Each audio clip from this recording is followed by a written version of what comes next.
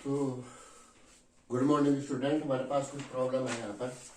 तो problem based है NEET example के बेस्ड प्रॉब्लम है, और वो भी मैकेनिक्स की कुछ प्रॉब्लम है। जैसे मैं कुछ ने बच्चे ने दिया है प्रॉब्लम, तो करता हूँ।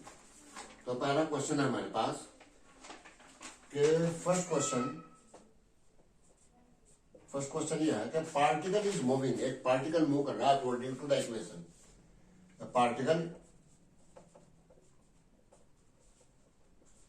is moving as t equal to root x plus 3। तो पार्टिकल इसके अकॉर्डिंग मूव करना है। हमको बताना है work done on particle. Work done on particle between t equal to 0 to t equal to 6 second. यानी 6 सेकेंड के अंदर पार्टिकल पर कितना वर्क हुआ है। तो हमारा सॉल्यूशन कैसे जाएगा? तो हमारे पार्टिकल की इक्वेशन दी है मोशन की रूट एक्स प्लस 3। तो थोड़ा रियराइज करो, क्योंकि ये हमारा एक्स है मीटर में, ये डिस्प्लेसमेंट है पार्टिकल का, ये टाइम है। तो डिस्प्लेसमेंट टाइम का इक्वेशन है ये, कैसे टाइम से डिस्प्लेसमेंट रिलेटेड है। तो थोड़ा रिअरेंज करो, तो इसका ऐसे लिख सकते हैं हम root x equal to t minus 3। थोड़ा और इसको थोड़ा और सिंप्लीफाई करते हैं, तो स्क्वायरिंग बोथ साइड।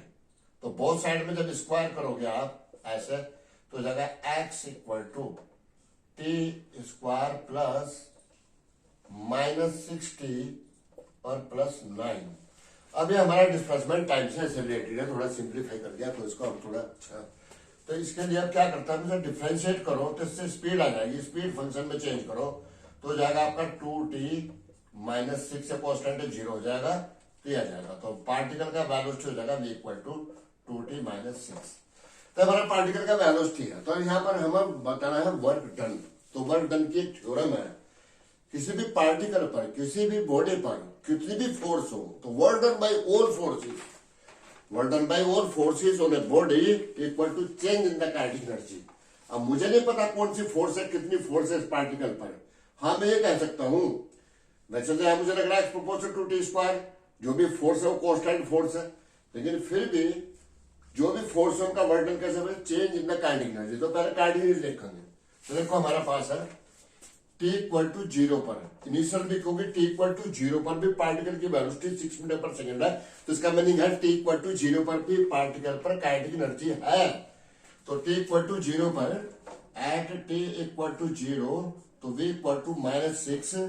तो इंप्लाइज दैट के इसका मास नहीं दिया, मान लिया हाफ m v स्क्वायर।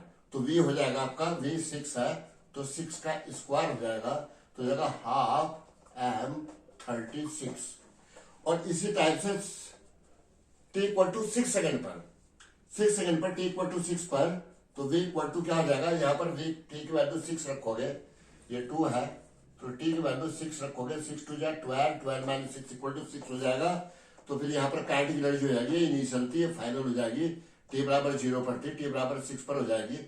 जैसे ऐसा लिख दो, t बराबर 0 पर थी काइनेटिक एनर्जी, तो के ई 0, और ये हो जाएगी आपका के ई 6 सेकेंड पर, हाफ m 6 का square equal to half m into 36। तो सेम काइनेटिक एनर्जी है, 0 पर भी काइनेटिक एनर्जी वही है, इस पर भी सेम। तो चेंज क्या है काइनेटिक एनर्जी में? तो काइनेटिक एनर्जी में तो वर्क क्या होता है, तो यहां पर हम देखते हैं कि W equal to work energy theorem से कोई भी बॉडी हो, कोई भी सिस्टम ऑफ बॉडी हो, उसकी काइनेटिक एनर्जी अगर चेंज होगा तो समझो उस पर कोई फोर्स वर्क करेगी। तो work done equal to change in the kinetic energy, delta के वर्क एनर्जी थ्योरम। तो W बराबर K2 माइनस K1, तो बराबर half m 36 minus half m 36, तो इक्वल टू 0। तो काइनेटिक एनर्जी में t बराबर 0 से t बराबर 6 सेकेंड के बीच में काइनेटिक एनर्जी में कोई चेंज नहीं आया, तो वर्क डन बराबर 0 इज द आंसर। तो नेक्स्ट क्वेश्चन,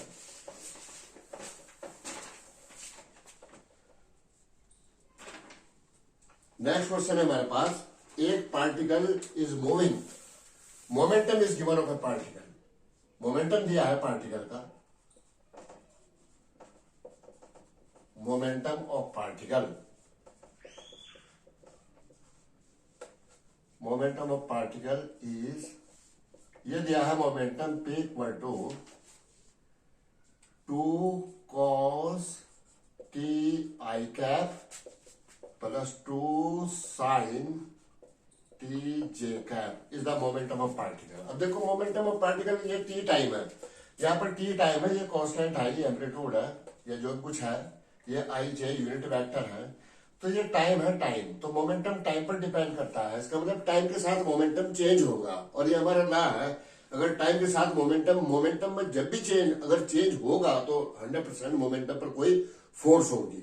तो मैं इस क्वेश्चन में पार्टिकल का मोमेंटम दिया है और हमको पूछता क्या है, ये मोमेंटम दिया है और पूछ रहा कि पार्टिकल पर जो फोर्स है एफ, जो एफ फोर्स है और पार्टिकल का जो मोमेंटम है पी, उनके बीच का एंगल, दो वेक्टर होंगे, उनके बीच का एंगल क्या है, तो थीटा उनके बीच का एंगल क्या है, मान लो थीटा है, तो ये हमारा क्वेश्चन है।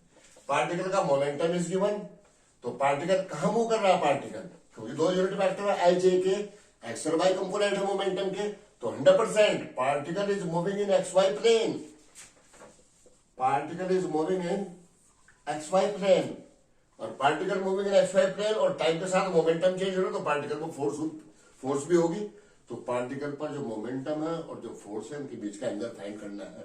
तो पहले पार्टिकल का फोर्स फाइंड करेंगे, तो by Newton second law F equal to होता है dp बाई dt, तो f इक्वल टू हो जाएगा d बाई dt, तो हो जाएगा आपका 2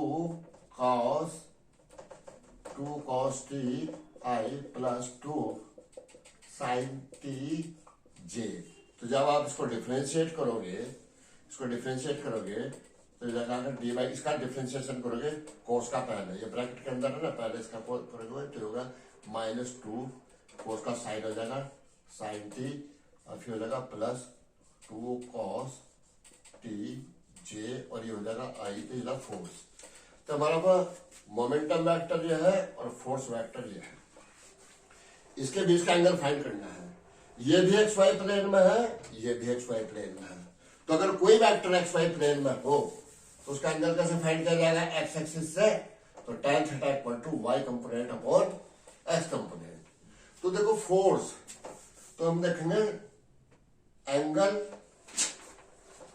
angle of vector P from X axis, इसका एंगल होगा मान लो θ1 से θ1, तो देखा tan θ1 इक्वल टू हो जाएगा tan θ1 होगा 2 sin t upon 2 cos t equal to tan t, इससे, और इसी तरह angle of F vector from X axis मान लिया θ2 होगा, तो फिर हो जाएगा tan θ2 इक्वल टू यह फोर्स वेक्टर, तो दिस अपॉन दिस, तो जगह आपका 2 cos t upon -2 sin t, तो पड़ गया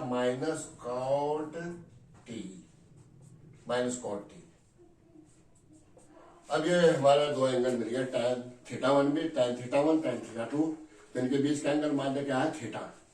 तो अब ये देंगे हम, if theta is angle between F and P, तो हम कह सकते हैं थीटा इक्वल टू θ1 माइनस θ2 के बीच का एंगल, टेकिंग tan दोनों साइड में tan ले लो, tan theta equal to tan θ1 minus θ2, तो tan theta equal to tan θ1 minus tan θ2 upon 1 plus tan θ1 tan θ2।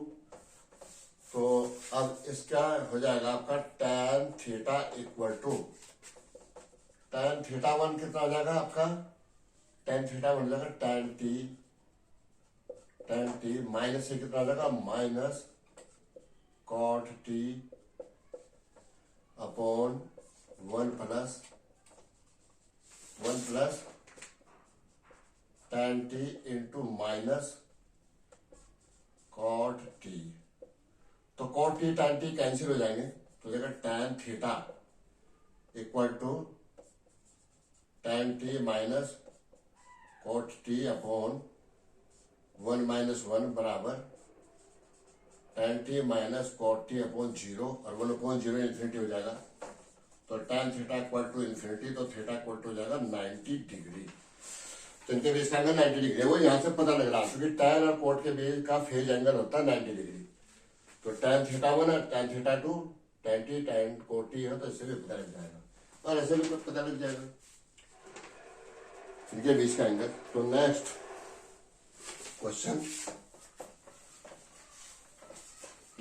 है हमारा कि ये है एक पार्टिकल है, मान लो कोई इसको अपवर्ड प्रोजेक्ट किया विद स्पीड 4 मीटर पर सेकेंड। तो इनिशियल स्पीड है u इक्वल टू 4 मीटर पर सेकेंड से पार्टिकल को अपवर्ड प्रोजेक्ट किया।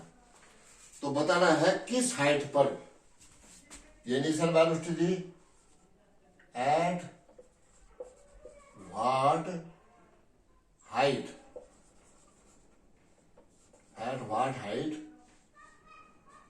It's ke will become half of initial। तो ये हमारा पार्टिकल ऊपर की ओर प्रोजेक्ट किया गया, तो किस हाइट पर इसकी काइनेटिक एनर्जी हाफ हो जाएगी। तो ये बताना है हमको किस हाइट पर काइनेटिक एनर्जी हाफ हो जाएगी। तो जैसा मैं बताया, जब पार्टिकल ऊपर की ओर प्रोजेक्ट किया जाएगा तो ग्रेविटी डाउनवर्ड होगी, तो पार्टिकल रिटार्ड होगा, उसकी स्पीड कम होगी, काइनेटिक एनर्जी भी कम होगी, लेकिन वो काइनेटिक एनर्जी कहीं नहीं जाएगी। वो kinetic energy is converted into mechanical energy, वो मैकेनिकल एनर्जी में कन्वर्ट हो जाएगी काइनेटिक एनर्जी, क्योंकि यहाँ तो मैकेनिकल एनर्जी का कंजर्वेशन वाला रूल लगा सकते हैं ना हम। तो हम कैसे फाइंड करो, या तो ऐसे कर ले हम इसकी मैक्सिमम हाइट फाइंड कर ले, किस मैक्सिमम हाइट पर जाएगा देखो। तो maximum height, for maximum height इसके देखो कितनी मैक्सिमम हाइट होगी पार्टिकल की। For maximum height u equal to होगा 4 मीटर पर सेकेंड, और फाइनल स्पीड हो जाएगी 0 मैक्सिमम हाइट पर। तो इक्वेशन ये यूज करो, v square equal to U square minus 2gh। तो जगह 0 का square equal to 4 square minus 2g tan ले लो h को, तो h हो जाएगा आपका 16/20 इक्वल टू 0.8 मीटर। तो मैक्सिमम हाइट इसकी 0.8 मीटर होगी, यहां से प्रोजेक्ट किया तो ये मैक्सिमम हाइट है यहाँ पर। तो ये टोटल है 0.8 मीटर हाइट। ये पॉइंट ए है इनिशियल और फाइनल पॉइंट है बी, तो मैक्सिमम हाइट 0.8 मीटर। लेकिन अब देखो एनर्जी कंजर्वेशन के अकॉर्डिंग यहाँ पर इसकी काइनेटिक एनर्जी है टोटल, और यहाँ पर टोटल होगी पोटेंशियल एनर्जी, ये रुक जाएगा। तो सारी काइनेटिक एनर्जी कहाँ बदल जाएगी, पोटेंशियल एनर्जी में। तो इसकी पोटेंशियल एनर्जी तो केवल हाइट पर डिपेंड करती है, तो इसके मिडल पॉइंट पर पोटेंशियल एनर्जी क्या हो जाएगी, मैक्सिमम की, जो यहाँ पर है मैक्सिमम, जो काइनेटिक एनर्जी के इक्वल है, तो यहाँ पर वो हो जाएगी हाफ। अब ये यहाँ पर पोटेंशियल एनर्जी हाफ हो जाएगी, तो हाफ बचेगी काइनेटिक एनर्जी, और ये हाइट होगी 0.4 मीटर। तो 0.4 मीटर पर इसकी पोटेंशियल एनर्जी हाफ हो जाए, इसकी काइनेटिक एनर्जी हाफ हो जाएगी, हाफ ही पोटेंशियल एनर्जी होगी और हाफ ही काइनेटिक एनर्जी होगी। ऐसे भी कर सकते हैं, या और भी मेथड हो सकता है कि इसकी काइनेटिक एनर्जी देख लो, ऐसे भी कर सकते हैं। दूसरा मेथड ऐसे भी हो सकता है, ऐसे भी कर सकते हैं इसको हम कि काइनेटिक एनर्जी हाफ हो जाएगी। होती क्या है काइनेटिक एनर्जी, तो काइनेटिक एनर्जी होती है k equal to half mv square, implies that ये तो कांस्टेंट ही रहेगा, तो k प्रोपोर्शनल टू क्या होगा v square, that is v proportional to under root k। तो इस टाइप से हमारा दो, अगर मैं इसको कंपेयर करूं दो पॉइंट पर, तो v1 upon v2 equal to under root k1 upon k2। तो पहली स्पीड इनिशियल 4 है, तो बाद में क्या होगी माइनस v, और पहली काइनेटिक एनर्जी क्या है k, और फिर क्या हो जाएगी k/2। तो जब ये काइनेटिक एनर्जी k है, स्पीड 4 है, जब काइनेटिक एनर्जी हाफ हो जाएगी माइनस स्पीड v हो जाएगी, तो सर सोल्व करोगे तो 4/v हो जाएगा आपका, k से k कैंसिल, तो √2 हो जाएगा, √2। अब √2 क्या इंप्लाई करेगा कि v इक्वल टू 4/√2 हो जाएगा, तो v इक्वल टू हो जाएगा 2√2। तो जहां इसकी काइनेटिक एनर्जी हाफ हो जाएगी वहां की स्पीड हो जाएगी √2। अब ग्रेविटी में मोशन है तो फिर हमेशा उसकी हाइट फाइंड करने के लिए ये इक्वेशन यूज करोगे। Now h equal to ut minus ये equation v square equal to u square minus 2gh। तो यहां पर स्पीड क्या होगी, जहां काइनेटिक एनर्जी हाफ होगी, स्पीड होगी 2√2 का square, initial speed 4 square minus 2g, g की वैल्यू 10 ले लो और इनटू मान लो वो हाइट होगी h। तो अगर 2 2 4 2 8 equal to 16 minus 20h, implies that -8 equal to -20h, और implies that h equal to 0.4 metre. तो ऐसे भी कर सकते हैं। Next question,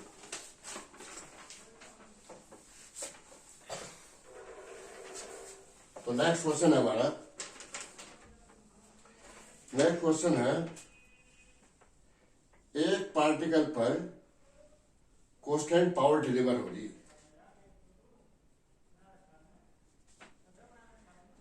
force constant. Suppose करो कोई बॉडी है या पार्टिकल है, उस पर एक कांस्टेंट फोर्स है, पार्टिकल पर फोर्स कांस्टेंट है। तो इस फोर्स कांस्टेंट का पार्टिकल पर फोर्स कांस्टेंट है, पार्टिकल पर फोर्स वर्क करेगी और उसको एनर्जी भी देगी, तो एनर्जी भी डिलीवर होगी, और पर सेकंड जो ये फोर्स जो पर सेकंड एनर्जी डिलीवर करेगी वो इसकी पावर है। तो हमको किसी टाइम टी पर, टी के रिस्पेक्ट में हमें इसका बताना है पावर, पावर कितनी होगी टाइम टी पर। तो पावर फोर्स कांस्टेंट है, तो पावर का फार्मूला होता है किसी भी पार्टिकल की, पावर का फार्मूला होता है P इक्वल टू FV, अगर फोर्स और वेलोसिटी की डायरेक्शन एक ही हो। तो पावर का formula P equal to FV होगा। अब लेकिन ये हमारा फोर्स आपका कांस्टेंट है। अब जब फोर्स कांस्टेंट है, अगर फोर्स कांस्टेंट है तो इंप्लाइज दैट एक्सेशन भी कांस्टेंट होगा। जब F इक्वल टू M में मास तो कांस्टेंट हो ही, तो अगर फोर्स कांस्टेंट है एक्सेशन भी कांस्टेंट होगा, और जब एक्सेशन कांस्टेंट होगा तो टी टाइम के बाद में वेलोसिटी क्या हो जाएगी, v इक्वल टू, इस इक्वेशन से v equal to u plus at। अब u अगर 0 हो तो v इक्वल टू क्या हो जाएगा at। तो v की वैल्यू क्या रखूंगा, v equal to f into at। अब फोर्स कांस्टेंट हो तो एक्सेशन भी कांस्टेंट हो, तो पावर प्रोपोर्शनल टू क्या होगा, t। तो अगर किसी पार्टिकल पर कांस्टेंट फोर्स पावर डिलीवर कर रही, पार्टिकल को एनर्जी डिलीवर कर रही कांस्टेंट फोर्स, तो उस पार्टिकल की पावर टाइम के डायरेक्टली प्रोपोर्शनल होगी। Okay, next question, next question है हमारा, एक पार्टिकल है, velocity of a particle, velocity of a particle changes uniformly, increases uniformly from 0 to v in time t। तो find power at time T के instant पर power बतानी। अगर particle की वेलोसिटी इंक्रीजेज यूनिफॉर्मली